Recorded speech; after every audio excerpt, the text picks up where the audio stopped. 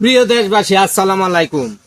বিশেষ করিয়া আমরা বাংলাদেশি এই যে মেম্বার আর চেয়ারম্যান আছে না, তারারই কিন্তু কথাটা বলতেছে, আপনারা একটু শুনবেন।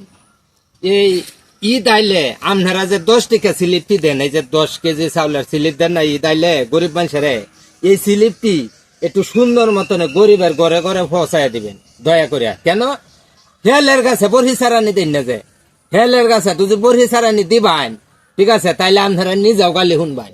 কেন এই কথাটা কইছি, আজকে মনে করুন আপনি আয়া হারিয়া আমার 50টা স্লিপ দিলেন, দেয়া কইলেন এই গ্রামের মধ্যে গরিব মানুষের দেয়া দিও 50টা স্লিপ। আমি করছি কি 20টা দিছে আর 30টা আমার পকেটে, ঠিক না? এই যে 20 জন রে এই 20টা স্লিপ দিছে, এই 20 জনে আরো 20 জনের সাথে আলাপ করবো, এই তুই স্লিপ পাইছস? হেরা তো কব না পাইছি না, কেলা দিছে অমুক মেম্বারে অমুক চেয়ারম্যানে।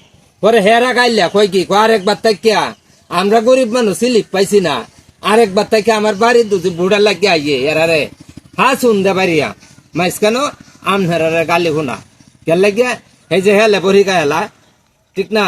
তাইলে আপনার কাছে একটু অনুরোধ থাকবো, এমন ভাবে স্লিপটি পৌঁছায় দিবেন গরিবের ঘরে ঘরে, যাতে সবাই পা, তাইলে হেরারও ভালো হইব আমনারও ভালো হইব, ঠিক না? আজকাল তো আপনারা জানেনই আমরা বাংলাদেশের মধ্যে নেতার চেয়ে ছাত্র নেতা বেশি, ঠিক না?